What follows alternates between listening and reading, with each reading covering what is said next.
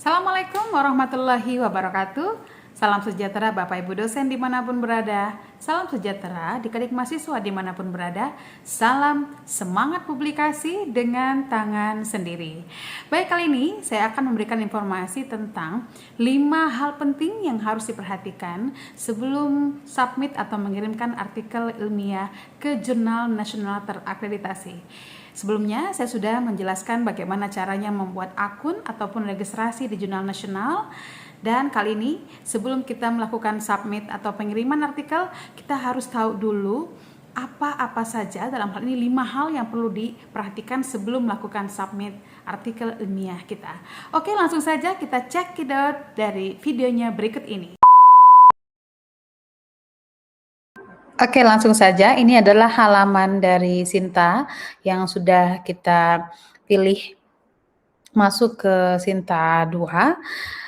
Saya sampaikan kepada teman-teman Bapak Ibu dosen maupun mahasiswa, kalau kita pemula, misalnya perdana melakukan publikasi terhadap artikel ilmiah, itu sebaiknya dimulai dari Sinta yang peringkatnya di bawah dulu, misalnya Sinta 6, Sinta 5, Sinta 4, tapi bukan berarti tidak boleh langsung maju ke Sinta 2 dan Sinta 1 ya.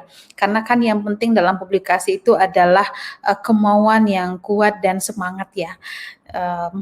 Supaya adil, kita mulai dari tengah saja, Sinta 4 misalnya. Kita coba lihat atau telusuri jurnal-jurnal di Sinta 4, karena ini masih semua disiplin ilmu kita fokuskan. Kalau misalnya teman-teman kesehatan, ketik kesehatan. Kalau teman-teman ekonomi, ketik ekonomi. Karena saya bidang hukum, saya ketik hukum di sini supaya langsung dikerucutkan ke jurnal-jurnal bidang ilmu hukum, meskipun tidak berarti hanya 49 total jurnal ilmu hukum yang bertengger di Sinta 4 ya. Karena bisa saja jurnal-jurnal ilmu hukum itu tidak menggunakan kata hukum untuk penamaan jurnalnya. Bisa jadi menggunakan istilah-istilah lain di dunia ilmu hukum, misalnya unifikasi atau konstitusi dan lain sebagainya. Jadi ini adalah nama jurnal, jurnal hukum, kemudian jurisprudensi, jurnal daulat hukum, wacana hukum. Nah, itu adalah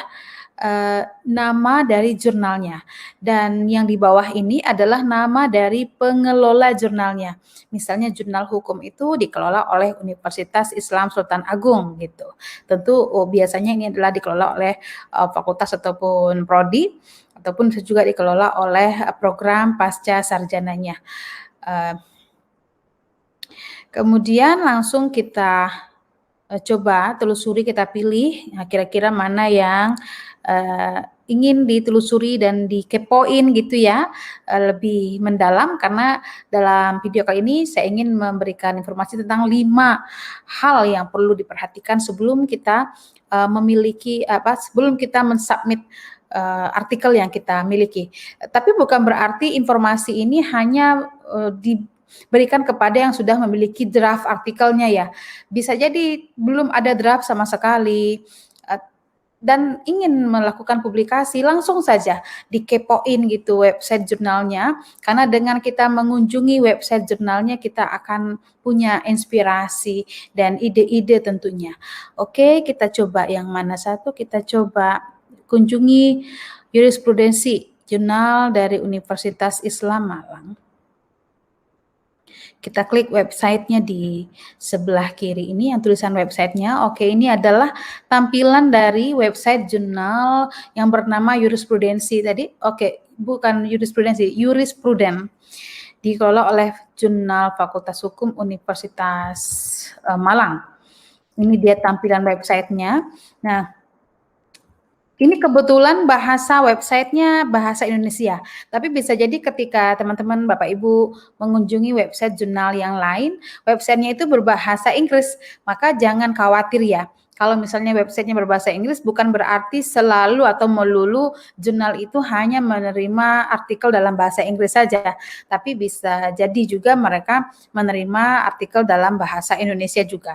Jadi itu tidak menjadi tolak ukur. Kalau websitenya berbahasa Inggris, maka hanya menerima artikel dalam bahasa Inggris saja. Kalau websitenya dalam bahasa Indonesia, maka akan menerima artikel dalam bahasa Indonesia. Itu bukan menjadi tolak ukur yang mutlak ya.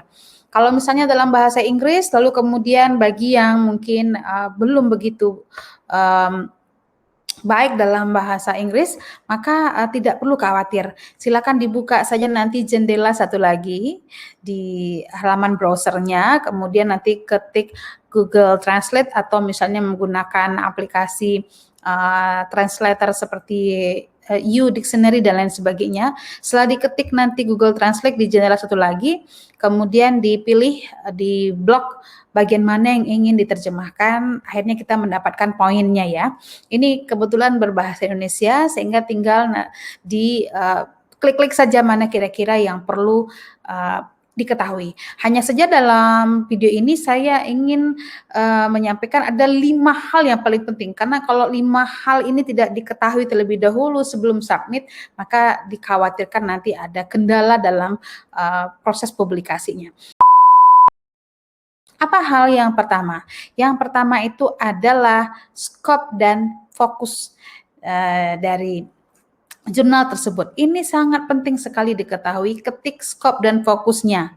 Nah, kalau di sini ditulis oleh pengelola jurnalnya, jurnal Jurisprudens merupakan jurnal yang menampung dan mempublikasikan tulisan hasil riset atau opini yang berkaitan dengan ilmu hukum secara umum dan luas. Jadi sebenarnya mereka tidak terlalu membatasi ya, karena di situ ada bahasanya ilmu hukum secara umum dan luas gitu.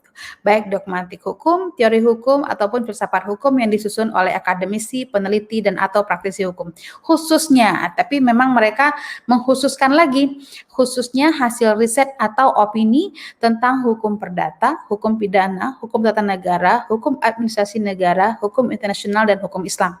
Nah, ini penting untuk diketahui skop ini, karena bisa jadi penelitian yang sedang dilakukan oleh teman-teman ataupun artikel yang sudah disusun oleh teman-teman itu tidak sesuai dengan skop ini. Meskipun memang ini juga bukan tolak ukur yang mutlak ya, karena sudah mereka katakan secara umum dan luas tadi ilmu hukumnya.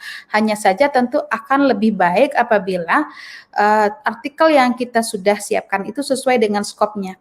Artinya ketika misalnya teman-teman sedang membuat artikel di bidang hukum bisnis misalnya, kita lihat di sini di skopnya tidak ada mereka khususkan untuk hukum bisnis. Atau misalnya teman-teman sedang menulis artikel di bidang hukum adat misalnya, kita lihat di sini tidak ada disebut hukum adat. Berarti mungkin ada baiknya teman-teman mencari jurnal lain, karena kan ada banyak sekali daftar jurnal yang bisa dikepo-kepoin gitu apakah cocok atau tidak.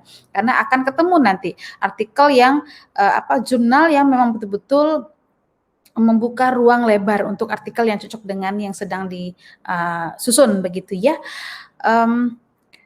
Kemudian perlu diketahui juga kuncinya nih, misalnya pengalaman saya ketika saya menyusun artikel di bidang agraria beberapa waktu yang lalu saya berpikir kalau misalnya artikel di bidang agraria ini mungkin akan cocok dikirim ke jurnal yang dikelola oleh program magister kenotariatan. Saya langsung cari jurnal di program magister kenotariatan, kebetulan waktu itu di jurnal Bina Mulia Hukum Universitas Pajajaran, dan memang mereka mengkhususkan juga fokusnya di bidang agraria.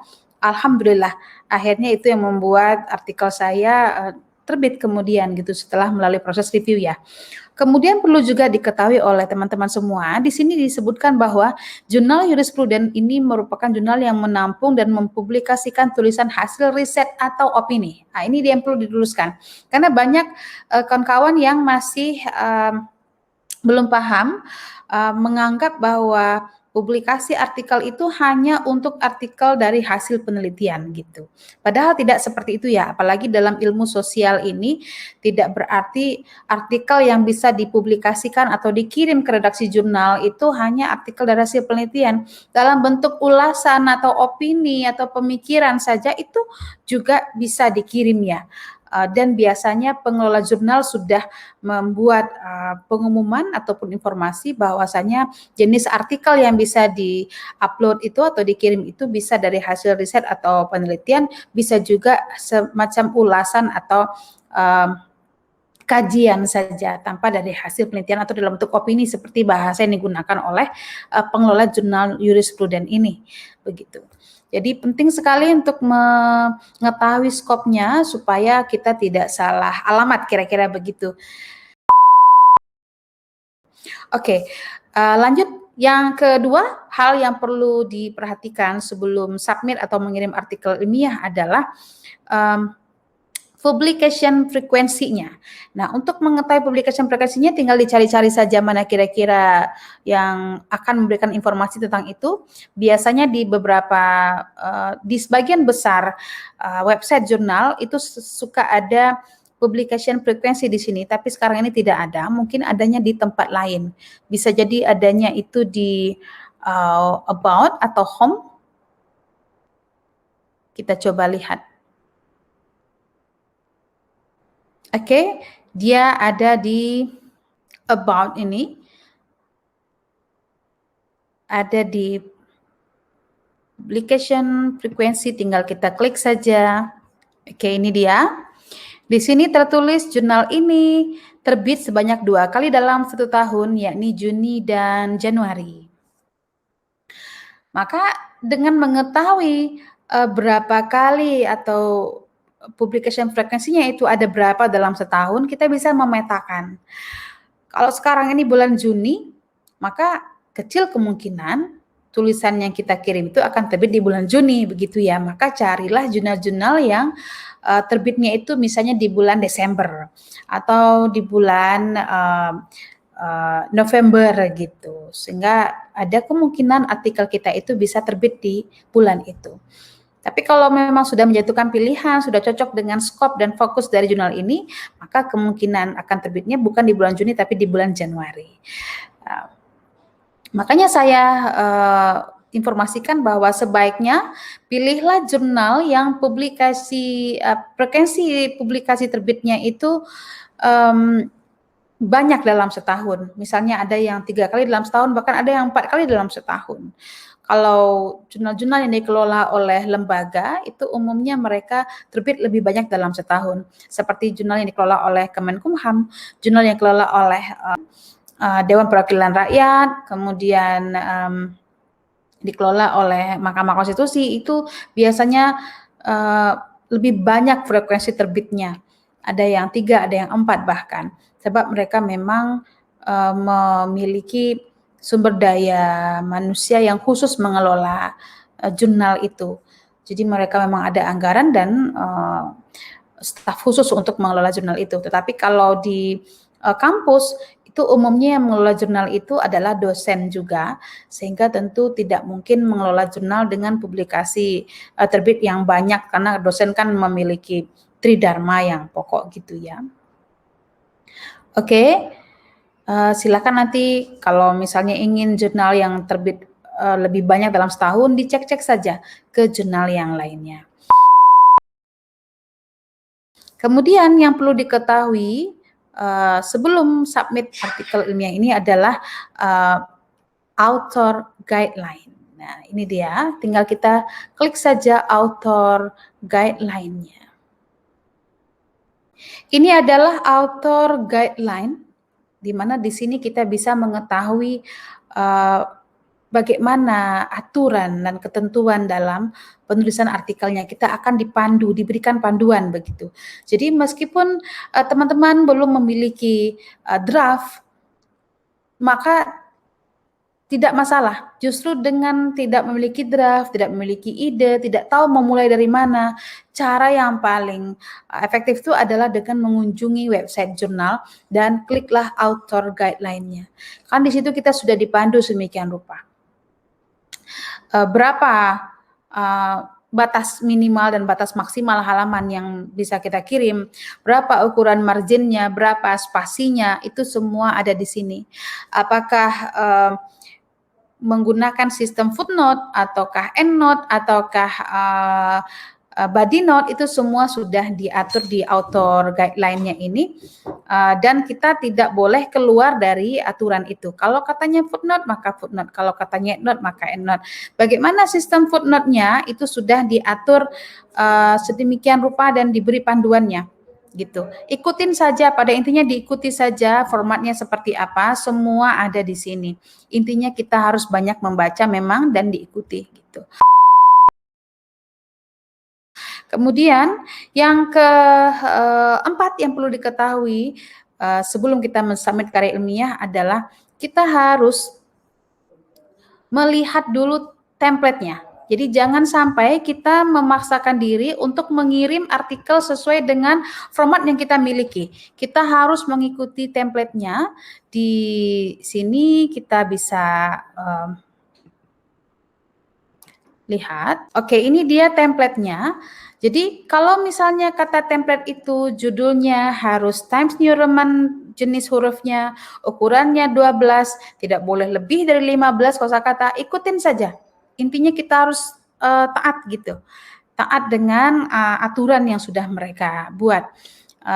Di mana kita menulis nama kita, di mana kita menulis nama lembaga kita, itu sudah mereka buat sedemikian rupa.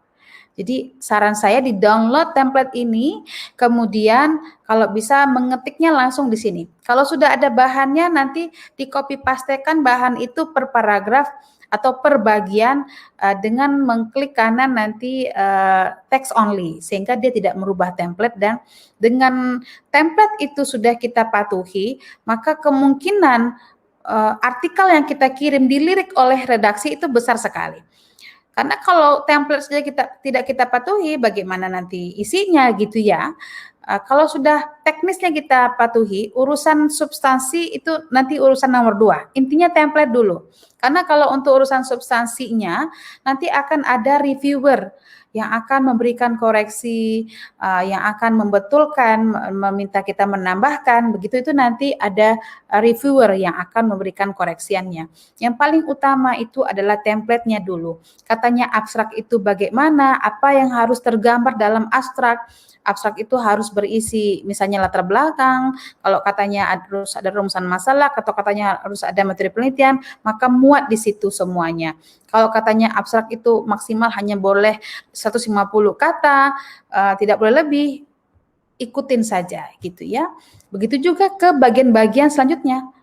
Template ini merupakan bagian yang sangat penting untuk diikuti oleh seorang author atau seorang penulis artikel. Bagaimana nanti daftar pustakanya, itu diikutin semuanya. Bagaimana menulis buku, kalau katanya harus ada saran dari penulis, kalau katanya kesimpulan itu tidak boleh dinomorkan, maka ikuti ketentuan dari template itu. Yang kelima yang perlu diketahui oleh seorang penulis adalah publication fee atau biaya. Apakah jurnal itu berbiaya atau tidak? Ini informasi tentang biaya atau publication fee-nya. Tinggal kita klik saja biaya publikasi. Ada di website jurnal yang publication fee-nya itu di sebelah sini. Langsung dia ada tersendiri fiturnya. Ada yang di dalam seperti ini. Kita cek saja biayanya. Oke, ternyata di sini diinformasikan bahwa biaya artikel publication fee-nya itu Rp300.000. Kemudian ada fast track fee-nya 750. Ini maksudnya kalau ingin lebih cepat gitu sepertinya ya. Ada yang tidak dikenakan biaya sama sekali ya. Mereka mengatakan jurnal tidak memungut biaya sedikit pun dari autor katanya. Silakan dicek saja. Pada intinya kita kepo gitu, kepingin info sehingga kita banyak menelusuri informasi-informasi di website jurnal itu.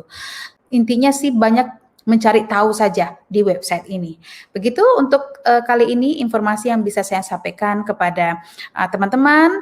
Tetap semangat publikasi dengan tangan sendiri. Kita akan berjumpa kembali di video berikutnya dengan informasi tentang bagaimana caranya melakukan pengiriman atau submit artikel ilmiah ke jurnal nasional terakreditasi. Saya mohon maaf dan saya undur diri. Tetap semangat publikasi dengan tangan sendiri. Assalamualaikum warahmatullahi wabarakatuh.